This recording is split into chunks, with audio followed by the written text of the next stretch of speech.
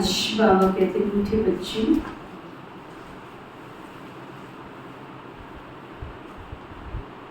कोई भी विकर्म करके छिपाना नहीं है।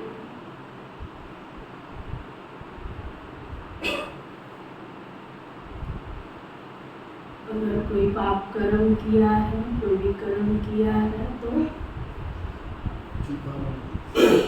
छिपाना नहीं। छिपकर सभा में बैठने वाले पर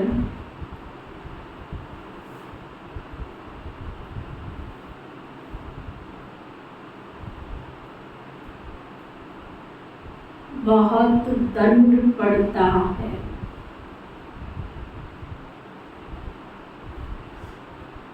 अगर पाप कर्म भी करते रहते हैं और बाबा के इस राजसभा में, इंद्र सभा में आके बैठते हैं तो बाबा कहते बहुत कड़ा दंड पड़ता है। इसलिए सावधान। विकार की कड़ी भूल कभी ना हो।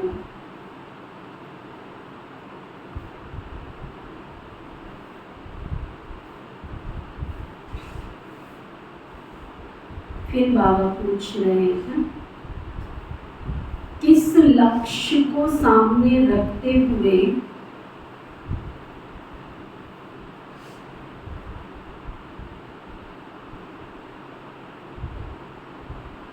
पुरुषार्थ में सदा आगे बढ़ते रहना है।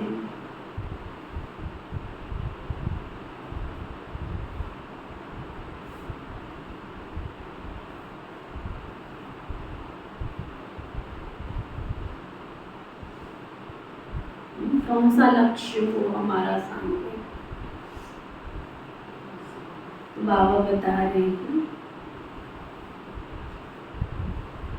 लक्ष्य है हमें सपूत बच्चा बन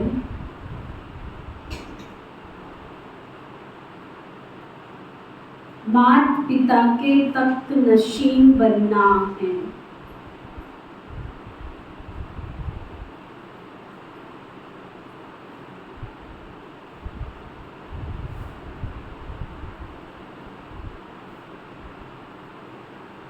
हर कदम में फॉलो फादर करना है।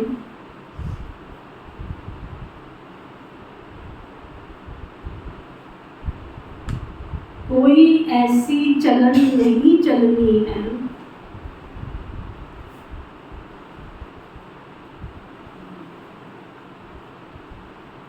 जिससे कुल कलंकित बने।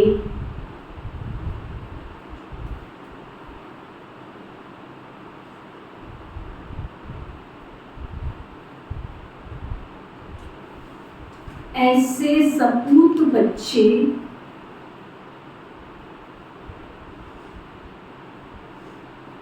अपने को यात्री समझ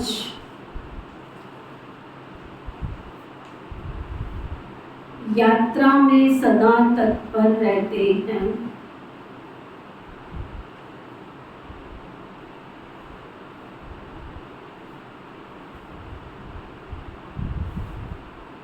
यात्री कभी भी यात्रा पर पतित नहीं बनते।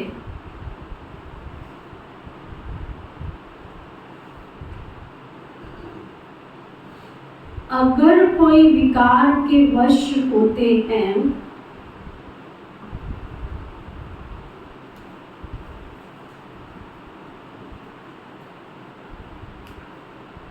तो चकनाचूर हो जाते हैं। विकार तो विकार है।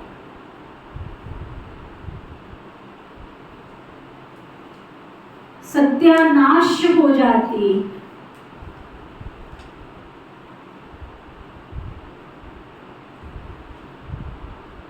फिर बहुत दुखी होते।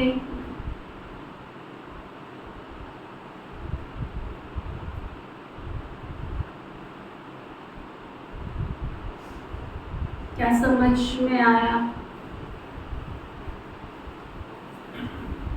जिनको यहाँ तक समझ में आया हाथ उठाओ। क्या समझ में आया?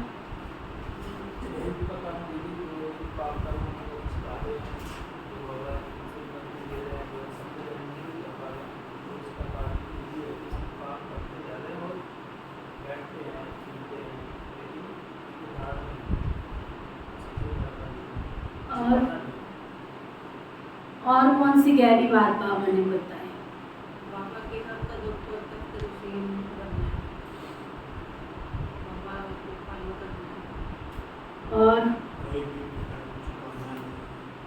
विकर्म माना, या हमें ये भी समझना पड़े विकर्म माना। पाप कर्म तो समझ में आता है, पाप कर्म तो समझ में आता है। विकर्म माना कोई भी ऐसा कर्म नहीं करना जिससे किसी को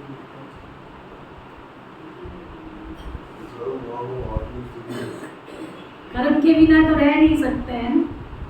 श्वास लेना भी कर्म है, श्वास छोड़ना भी कर्म है।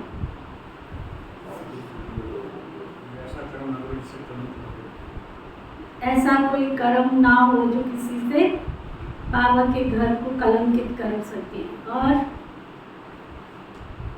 हम बाबा के बच्चे जो भी यहाँ बैठे हैं, सब बाबा के पक्के पक्के पकाए बच्चे बैठे हैं।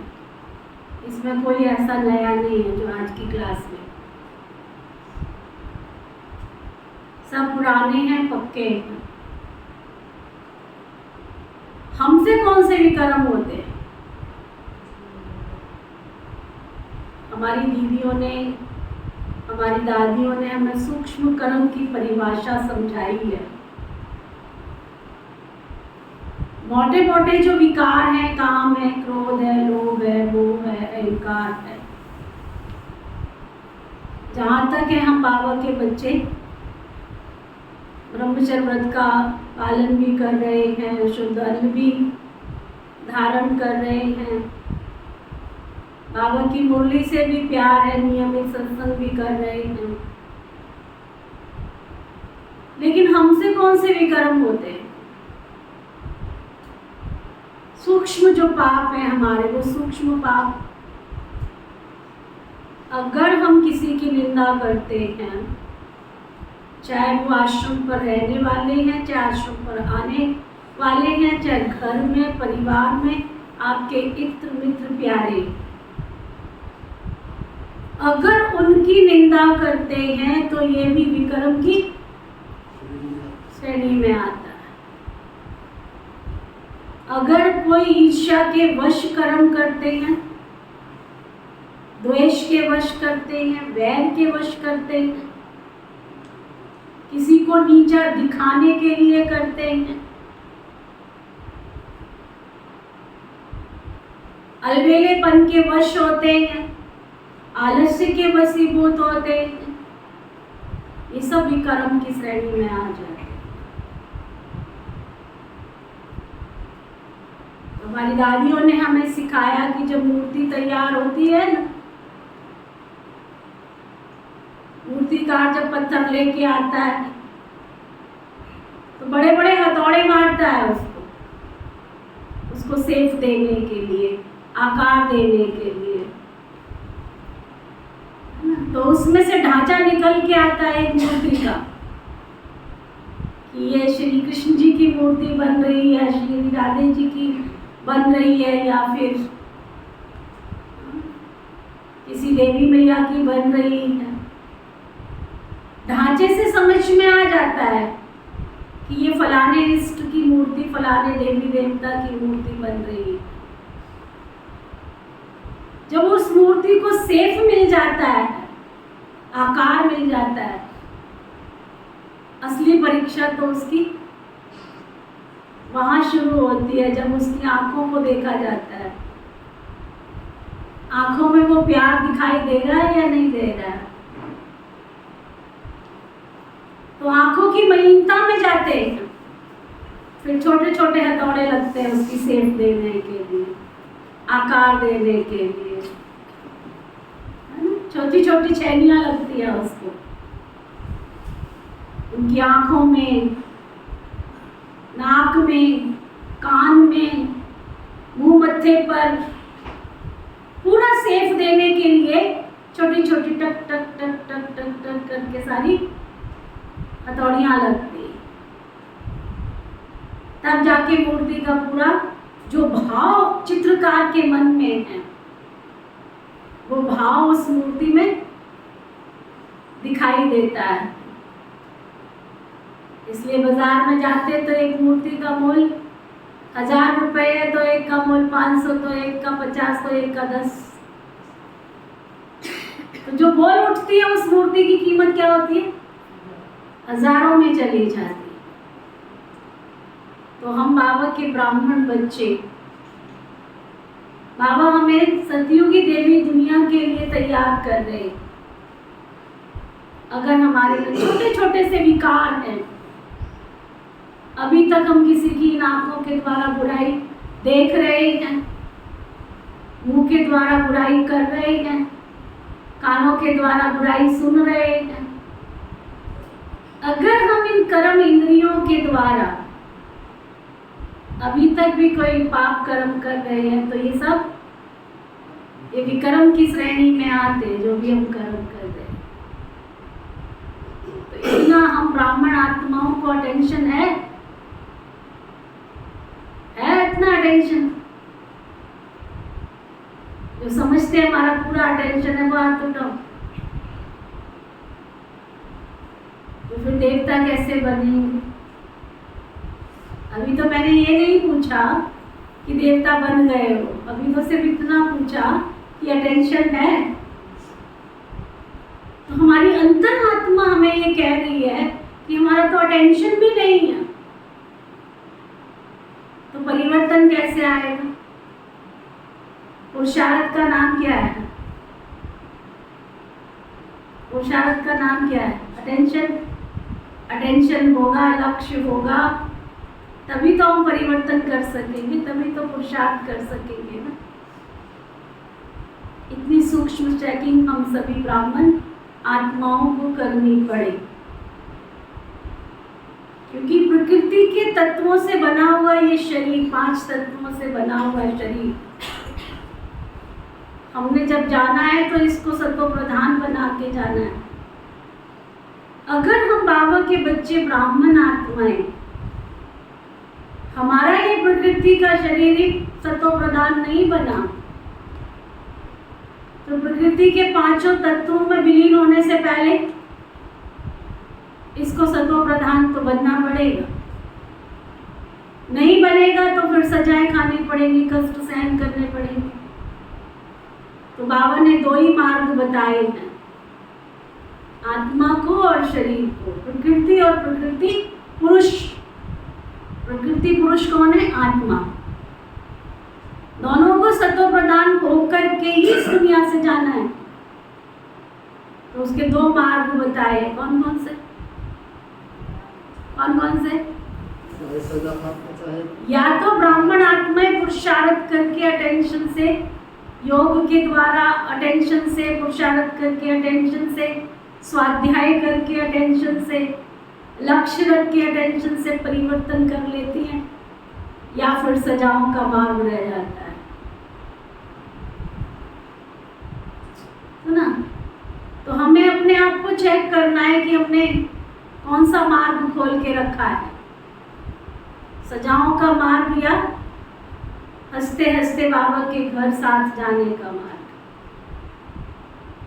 क्योंकि जहाँ आप आए हो, जहाँ आप बैठे हो, ये कोई साधारण स्थान नहीं है, ये साधारण जगह नहीं है।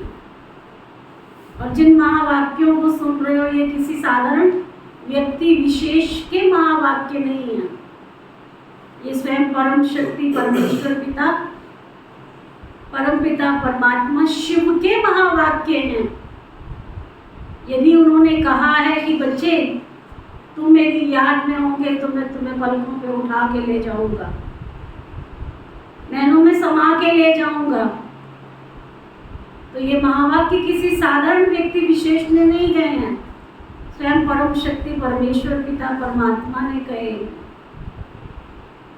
तो मैं अगर इस जीवन के अंदर ही लाइट और डबल लाइट स्थिति का अनुभव नहीं कर पा रही हूँ तो कैसे उठा के ले जाएगा? भारी भरकम इस मोटे तगड़े शरीर को तो नहीं लेके जाएगा ना। किसको लेके जाना है उसने? आत्मा को। तो अपने आप को देखो कि मैं जब योग में बैठता हूँ मेरा डिटैच ऑफ द बॉडी, शरीर से न्यारेपन की अवस्था का अनुभव होता है। अगर अभी तक मुझे गीतों के द्वारा योग लगता है, कमेंट्री के द्वारा योग लगता है, कुछ ना कुछ मुझे अट्रैक्शन चाहिए मन को टिकाने के लिए, तो आत्मा देह से न्यारी कब बनेगी? अभी तो मैं आवाज़ सुनना चाहता हूँ ना, आवाज़ सुनना चाहती हूँ ना, अच्छे अच्छे गीत सुन के योग में बैठना चाहती हूँ ना। कईयों के मेरे पास संकल्प पहुँचते हैं, बाबा की याद की हम कमेंट्री बजाते, कईयों का उससे योग नहीं लगता, उनको लगता है इससे हमारा योग नहीं लगता है। तो मैं सोचती हूँ, मैं विचार करती हूँ, जिनको अभी बाबा की आवाज़ में योग नहीं लगता है तो बाबा से प्यार कहाँ बैठा है तुम्हारा? खुद परमेश्वर परमात्मा सामने बैठ के हमें योग करा रहे, विधि सिखा रहे हैं, आह्वान कर रहे हैं, कितने सरल तरीके से, मेहनत भी नहीं करनी पड़ रही है तो भी हम शरीर से न्यारे नहीं बन पा रहे, तो भी हमें गीत चाहिए, संगीत चाहिए, है ना?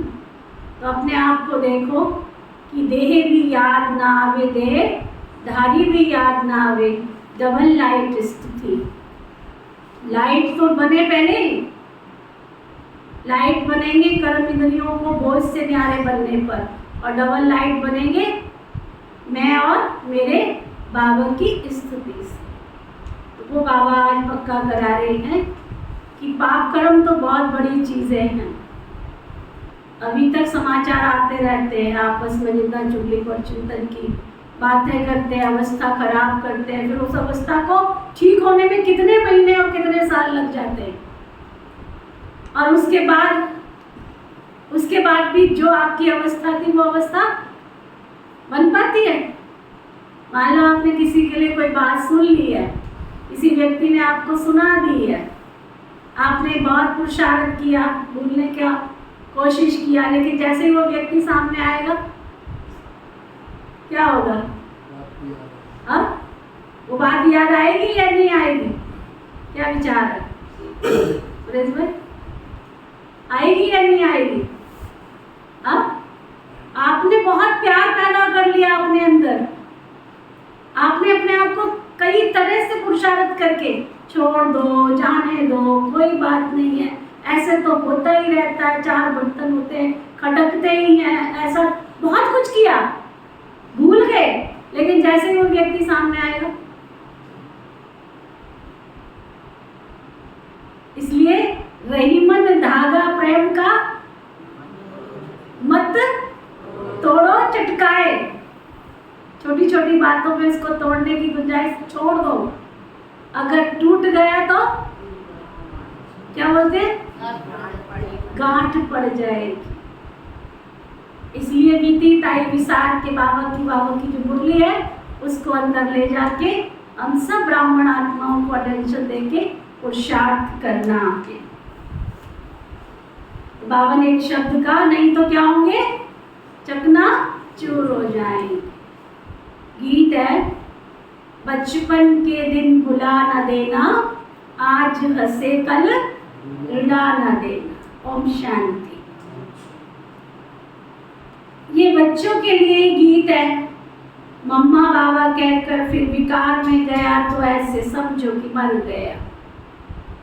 ये मंजिल बड़ी खबरदारी की है।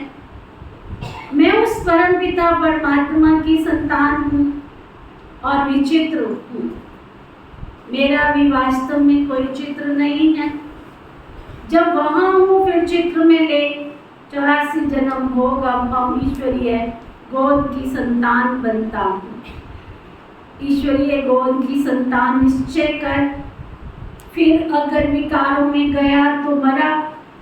ये तो समझते हो बाबा सुख देने वाला भी है, तो फिर बाबा धर्मराज बनकर पूरा हिसाब भी लेते।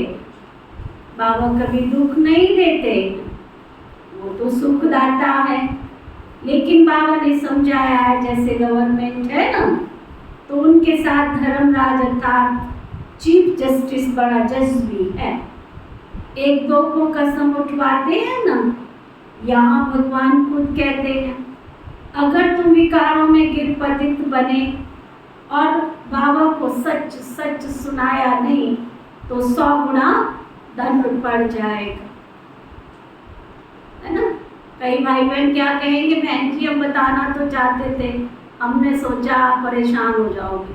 आप हमारे परेशानी की चिंता छोड़ दो, भगवान ने परेशान नहीं होना है।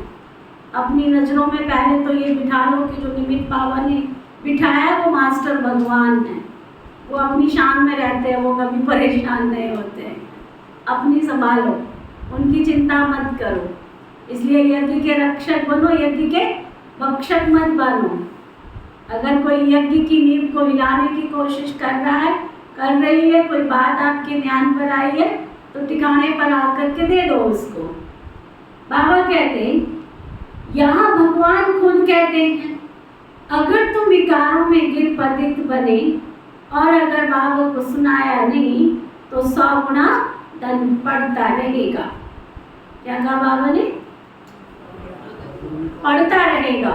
ये नहीं सोचो एक बार किया तो उसका बढ़ गया, मूल का मूल चक्रवर्ती ब्याज बन के बढ़ता जाएगा। अगर आपने सुना दिया तो वहीं की वहीं स्टॉप लग जाएगा, और अगर नहीं सुनाया तो अंदर ही अंदर अंदर ही अंदर, जैसे नासूर का फोड़ा होता है ना, ऊपर तो दिखाई नहीं देता लेकिन बाहर से तो जरा सी बिंदी दिखती है, अंदर अंदर वो जख्म बढ़ता चला जाता है।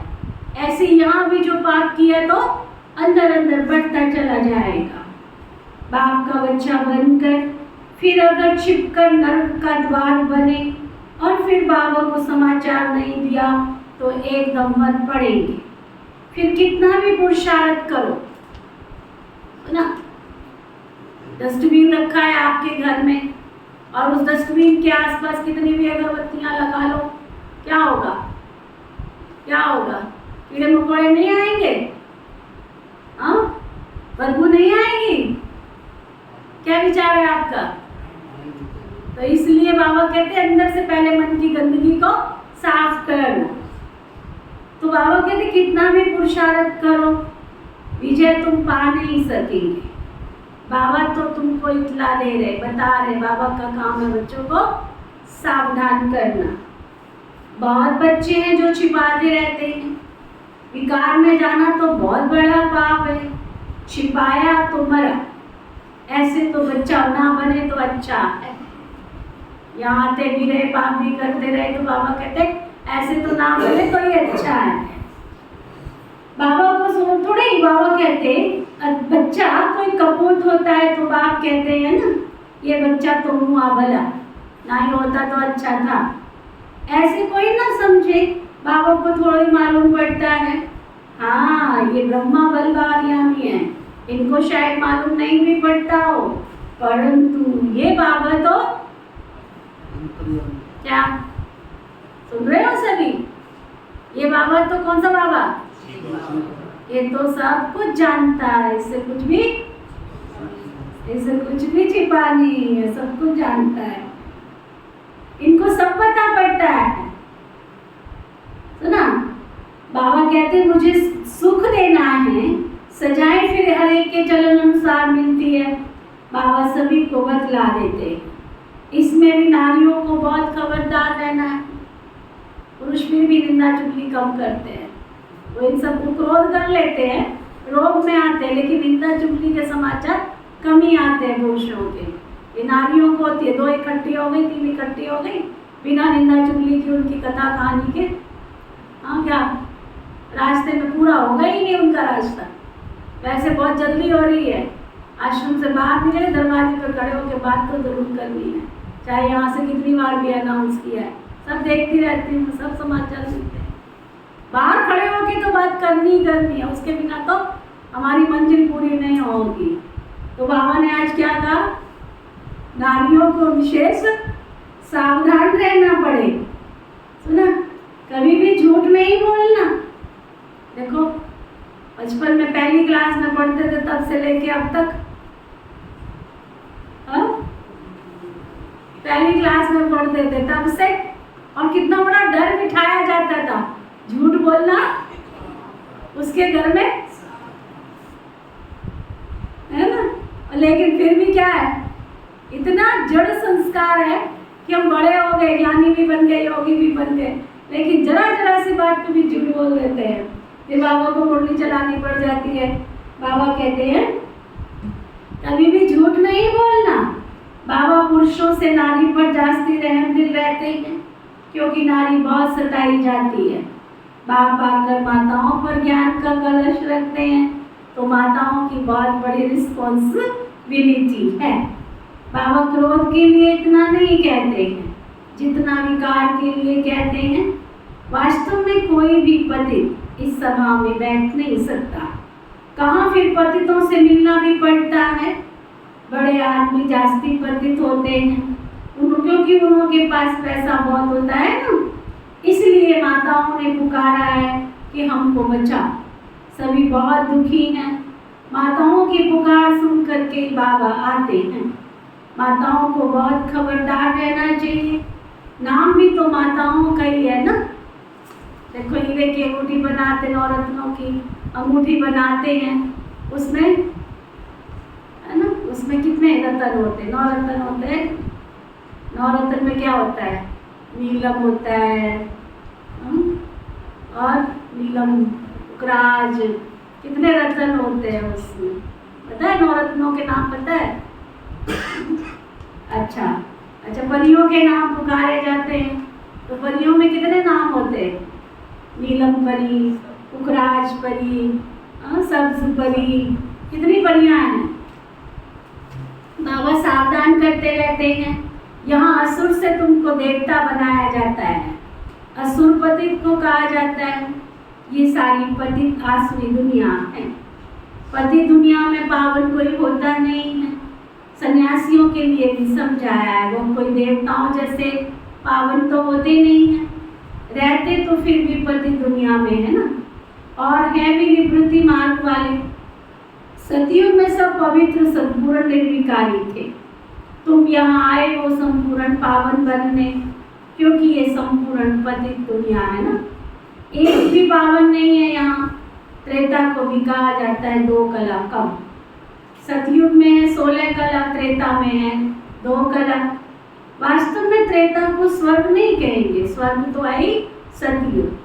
तुम बच्चों को तैयारी करनी है सतयुग के लिए। क्या करना है तुम्हें?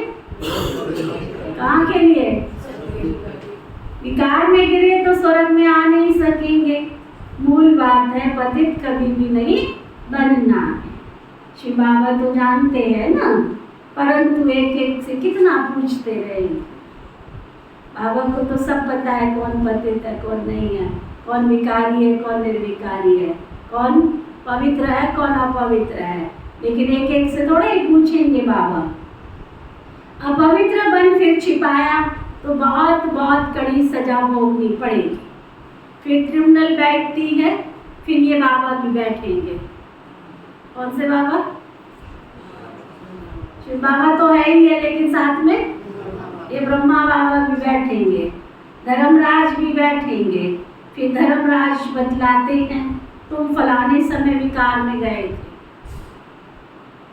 सुना? इस बाबा के सामने बैठ के धर्मराज बतला देंगे कि तुम फलाने समय विकार में गए थे और सभा में आकर के बैठे थे, तुमने बताया नहीं था ना, अब खाओ सजा। इसलिए बाबा कहते हैं बहुत बहुत बहुत खबरदार बनना। कभी भी विकार में जाकर फिर यहाँ आकर नहीं बैठ सकते। ऐसे बहुत सेंटर्स पर आकर बैठते हैं। बाबा जानते हैं अगर ना कहो बैठो तो कोई समय फिर असुर बन विघन भी डालते। अगर यहाँ आते रहते अंदर अंदर ही विकारों में जाते हैं तो बाबा को पता है कि भविष्य में ये यहाँ बैठने वाला तो है नहीं, आज नहीं तो कल ये भागेगा ही, यहाँ से जाएगा और फिर क्या करेगा, क्योंकि यहाँ बैठा बुद्धि तो सात्विक नहीं है। तो अब उसका स्वदर्शन की जगह क्या चल रहा है? प्रदर्शन। तो यहाँ बैठ करके भी खुद तो गंदा है ही, और क्या कर रहा है? गंदगी इकट्ठी कर रहा है। तो बाबा कहते फिर क्या होता, बाहर जा करके थोड़े समय के बाद ट्रेटर बन पड़ता है, हंगामा करने लग पड़ेंगे।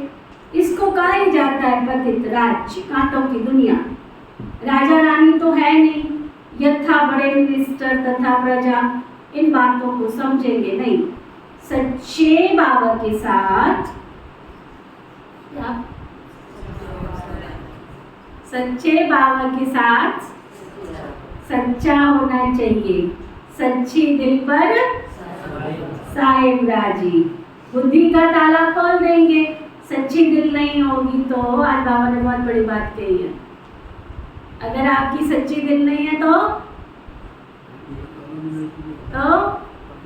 जोर से बोलो,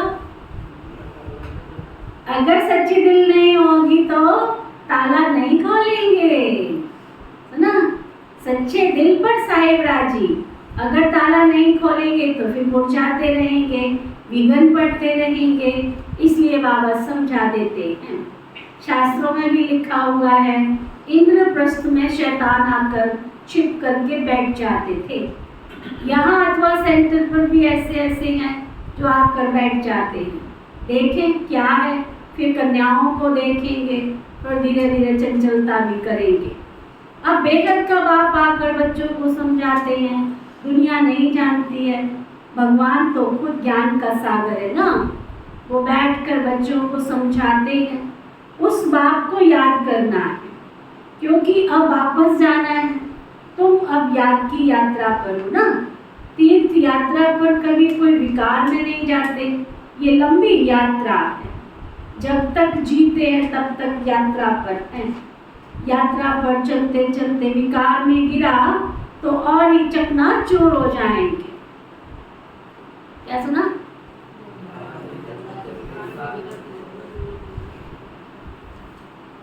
अभी ख्याल में रखना है, हम यात्रा पर है, विकार में बिल्कुल नहीं जाना है। आजकल दुनिया तो बहुत गंदी है, तीर्थों पर भी पंडे लोग बहुत गंदे होते हैं।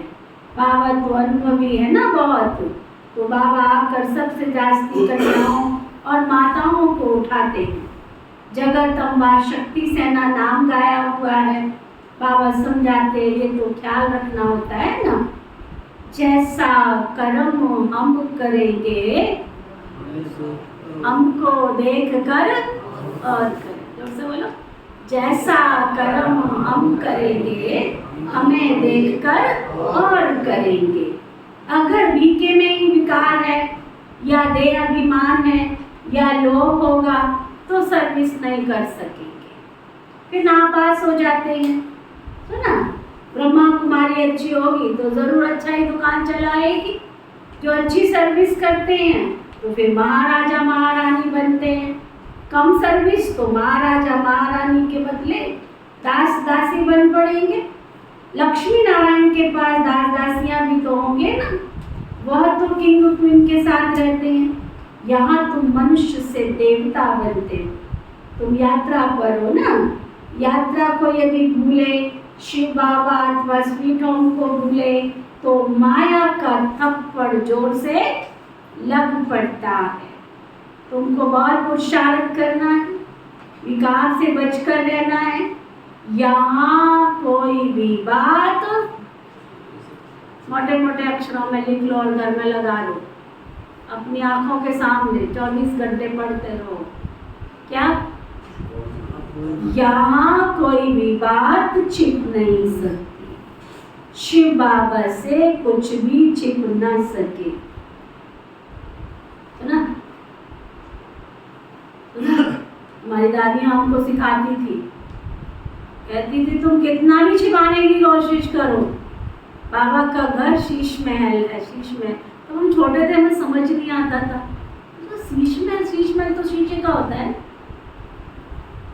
तो हम मधुबन में जाके ढूंढते थे, ऐसा यहाँ तो एक भी कमरा नहीं जहाँ शीशा लगा हुआ है।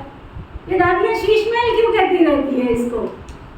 कहती थी ये शीश महल है, यहाँ कुछ भी छिप नहीं सकता। अब जब बड़े हुए अब समझ में आया कि शीश महल का क्या मतलब। यहाँ कुछ भी नहीं छिप सकता है तुम्हारा, कुछ भी नहीं छिप सकता। यहाँ कोई भी बात छिप नहीं सकती है। शिव बाबा से कुछ भी छिप नहीं सकता। क्यों नहीं छिप सकता? कारण कारण सत्य ही है। सत्य है इसलिए। और बताओ, देखिए कौन बताता है। यहाँ कुछ भी छिप नहीं सकता है, क्यों? कारण सर्व ज्ञाता है, ये भी ठीक है, वो सत्य है, गॉड इज ट्रुथ, इसलिए। और बड़ी गहरी और समझने की बात है, कॉमन भी है, गहरी भी है, कॉमन भी है। हाँ जी, सब कुछ दिखाई देता है, ये भी ठीक है। दिखाई देता है तो क्या फर्क पड़ता है, ठीक है।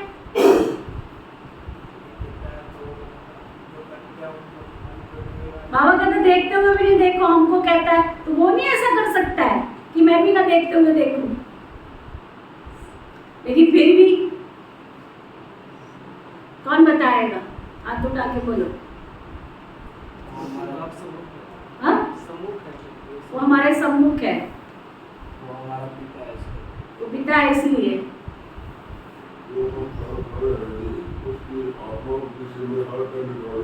रिकॉर्डिंग हो रही है, टीवी लगी है उसके पास, रिकॉर्डिंग है। और बाबा ने आज बहुत अच्छी बात बताई है, और इसको अंदर ले जाओ मंत्र की तरह से। बाबा कहते क्योंकि उसको सजा देनी है ना, आपने जो पाप किया है उसकी सजा उसको देनी है, तो ध्यान तो रखेगा ना।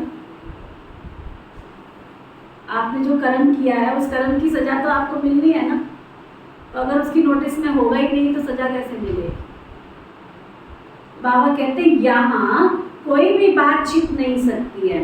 शिव बाबा से कुछ भी छिप ना सके, सजा तो उनको ही देनी है ना। हम और आप तो छिपा लेंगे, लेकिन सजा तो उसने देनी है ना। कहा जाता है follow father follow mother. Father थोड़े ऐसे करेंगे, बाबा के पास बहुत आते हैं, उनकी बात चीज से पता पड़ जाता है कि ये पतित है, मुश्किल पवित्र रहते होंगे, शक पड़ता है, फिर मुरली में उनको तरीके से समझाना पड़ता है। बहुत है जो छिपाते हैं। यात्रा पर विकार पर जाना ये तो बहुत खराब है ना। तुम बच्चे माला में पिरोए नहीं जा सकते, तुम बच्चे विजय माला में पिरोए नहीं सकते। चाहते हो ना कि सूर्यवंशी बने, तो यात्रा पर चलते हुए कभी भी अपवित्र नहीं बनना है। चाहते हो तो यात्रा पर चलते कभी भी अपवित्र नहीं बनना है। यात्रा पर वो ये बच्चे भूलते हैं, कोई तो सारे दिन में 1 घंटा आधा घंटा भी याद नहीं करते। बाबा की याद में रहना बड़ा मुश्किल है। फिर रॉयल घराने में भी आकर दास-दासी पद पाते, पुरुषार्थ कर माता पिता के तख्त नशीब बनकर दिखाओ, नहीं तो बाप कहेंगे कपूत बच्चा है ये, जो ठीक से चलते नहीं।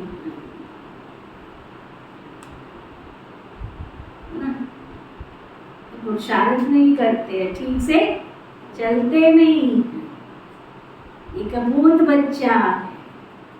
तो ब्राह्मण यात्रा पर हो, अगर कुछ ऐसी चलन चली, कुल को कलंक लगाया, तो बहुत सजा खाएंगे। जन्म जन्मांतर तो गर्भ जेल वर्ष बने हो, इस समय सभी मनु जेल वर्ष है, घड़ी घड़ी सजा खाते हैं। तुमको अभी गर्भ महल में जाना है, तो कितनी मेहनत करनी चाहिए। भले तुम कहाँ भी बैठे हो, ट्रेन में बैठे हो अथवा कहाँ भी यात्रा करो, परंतु तुम्हें बाबा की याद में रहना है। कहते तो सब है हम नारायण व लक्ष्मी को भरेंगे, तो ऐसा बनकर भी तो दिखाओ ना।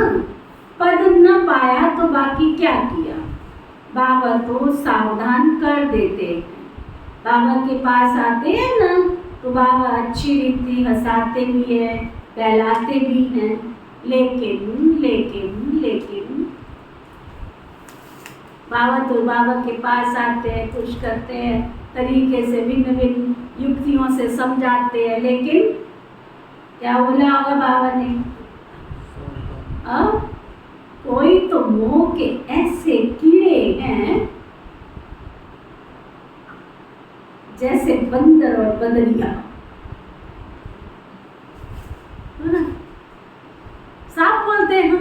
हो सकता बहन जी, ना ना, हम नहीं छोड़ सकते हैं, ना ना, हमें तो पोता चाहिए, हमें तो बेटा चाहिए, हमें तो बहुरानी चाहिए, हमें तो ये चाहिए, इसके बिना तो हमारा जीवन अधूरा है। सुनो बाबा क्या कहते हैं, कोई तो मोह के ऐसे कीड़े हैं जैसे बंदर और बंदरिया, मित्र संबंधी आदि से युद्धि योग टूटता ही नहीं। जो अपवित्र बनते हैं फिर लिखते भी है, बाबा हमने हार खाई, काम के गटर में जाकर गिर पड़ा, चकनाचूर हो जाते हैं। बाबा सावधान करते रहते हैं, अरे बच्चे तुम याद रखो, तुम याद की यात्रा पर हो, काम विकार में यहाँ नहीं आना चाहिए, नहीं तो बहुत दुखी होंगे। बाबा से बैकुंठ का वर्षा लेना है तो भूल कर भी अपनी ऐसी सत्यानाश नहीं कर देना। काम महा शत्रु है, आदि मध्य अंत दुख देने वाला है। मृत्यु लोक में सब आदि मध्य अंत दुख भोगते रहते हैं। सतयुग को अमर लोक कहा जाता है। अमरनाथ शिव बाबा से कथा सुनने से बादशाही मिलती है। बुढ़ियाएं और कन्याएं विकार से बची हुई हैं। विधवाएं भी बहुत भाग्यशाली हैं। पतियों का पति तो पवित्र दुनिया का, पतियों का पति तो शिव बाबा है ना, पतियों का पति तो शिव बाबा है ना। ईश्वरीय पाठशाला में आकर, ईश्वरीय पाठशाला में आकर मुरली सुनेंगे तो नई नई बातें सुनेंगे, है ना। कल मैंने एक वीडियो डाला है, शिवानी बहन का कहीं से एक वीडियो मिल गया था मुझे, मैंने डाला है यूट्यूब पे। बाबा के घर में आके मुरली क्यों सुननी चाहिए, बहुत अच्छी तरह से समझाया, मैं शायद ना भी समझा सकती। क्यों सुननी चाहिए, सुनना सब बैठ के, उसको ध्यान से कान में लीड लगा करके। बाबा तो कह ही रहे अपने तरीके से। बाबा कहते ईश्वरीय पाठशाला में आकर मुरली सुनेंगे तो नई नई बातें सुनेंगे। बेहद का बाप स्वर्ग पवित्र दुनिया का मालिक बनाते हैं तो फट से पवित्र बनना चाहिए ना। गुटखा खाते रहेंगे, विष पीते रहेंगे तो धारणा नहीं होगी। इसमें सोने का बर्तन चाहिए। बाप को निरअहंकारी बन पतित दुनिया में आना पड़ता है। मुझे सिर्फ बच्चे ही जानते, उनमें भी माया कोई कोई को नाक से पकड़ गिरा देती है। वो रिगार्ड नहीं रखते। ओ भगवान हमको पढ़ाते हैं, हम कितने सौभाग्यशाली हैं। बाबा कितने साधारण तन में बैठा है। तुम बच्चों को निरअहंकारी बनना है। वो है ही निराकार। देह का अहंकार उनको ना हो, देह का अहंकार उनको हो न सके। तुम भी निरअहंकारी बनो ना। आप मरे तो मर गई दुनिया। हमको अब बाबा के पास जाना है। इस कब्रिस्तान को क्या याद करना, इस कब्रिस्तान को और क्या याद करना। अपने से ऐसी ऐसी बातें करते रहेंगे तब खुशी का पारा चढ़ेगा और सदैव प्रफुल्लित रहेंगे।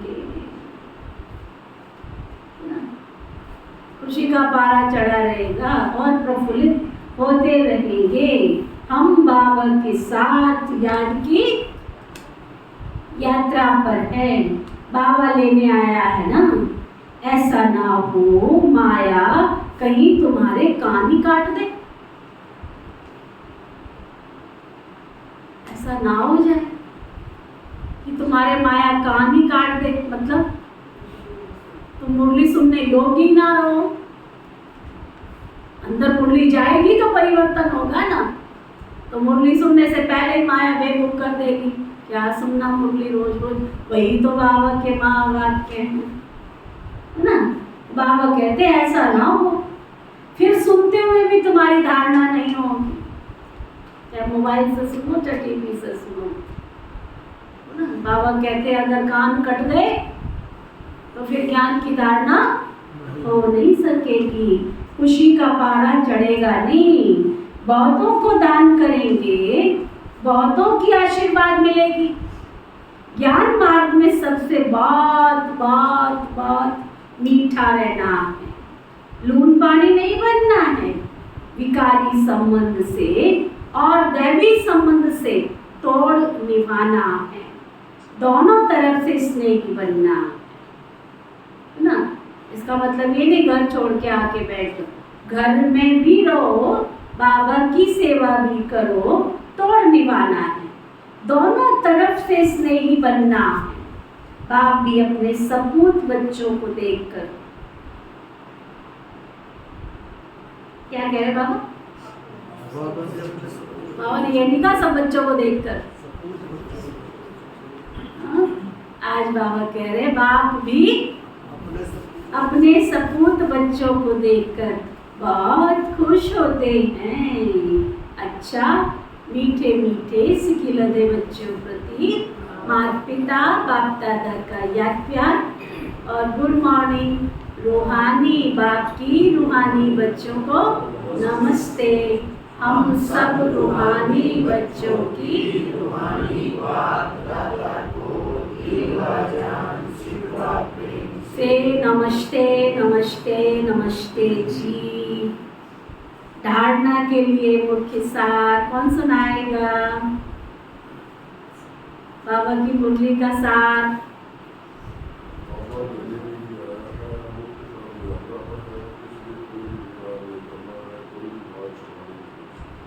और कौन सुनाएगा?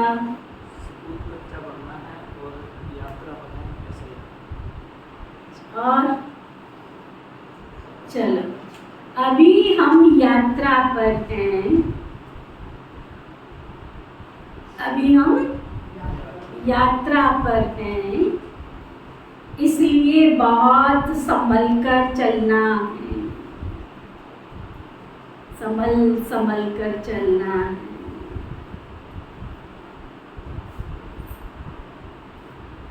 पवित्र जरूर बनना है।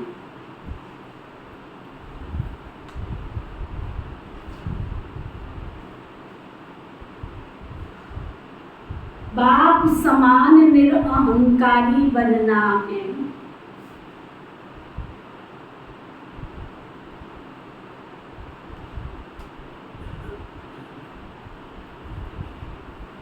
हमको बाबा के पास जाना है।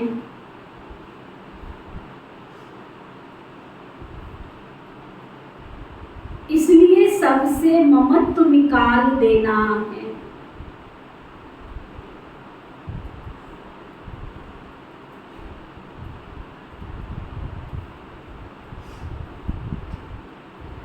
अपने आप से बातें कर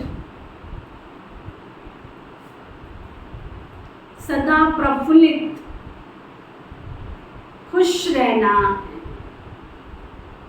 सदा प्रफुल्लित खुश रहना। वरदान सतगुरु प्यारे बाबा का वरदान।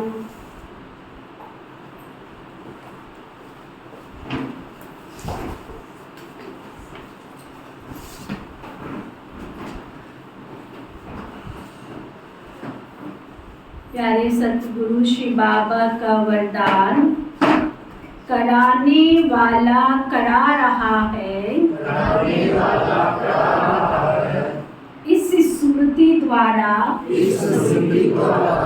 निमित्त बन हर कर्म करने वाले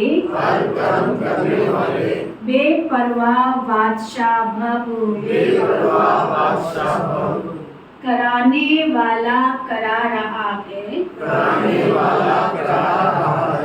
इस स्मृति द्वारा निमित्त बन हर कर्म करने वाले बेपरवाह बादशाह भव।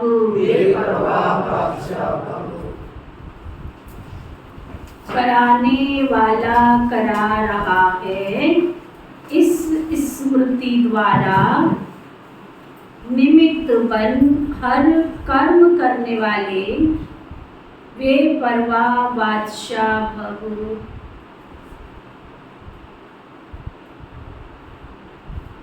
चलाने वाला चला रहा है, कराने वाला करा रहा है।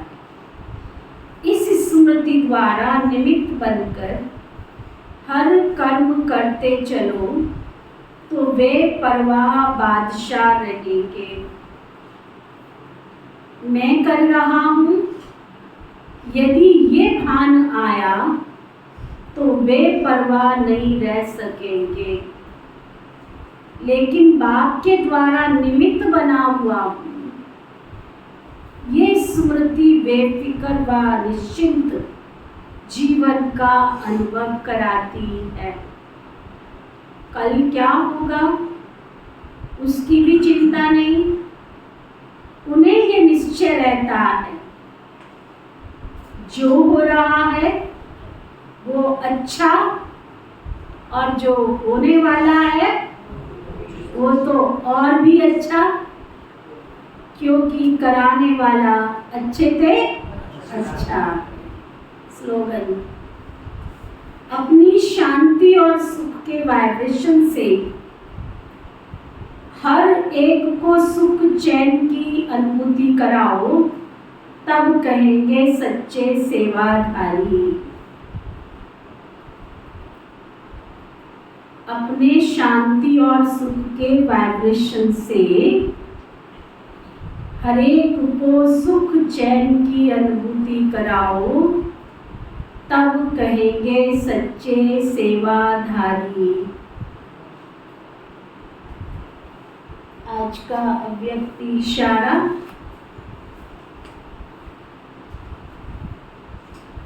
हर समय नम्रता की ड्रेस पहनकर रहो। ये नम्रता है कवच, यही सेफ्टी का साधन है। जहाँ नम्रता होगी वहाँ स्नेह और सहयोग अवश्य होगा।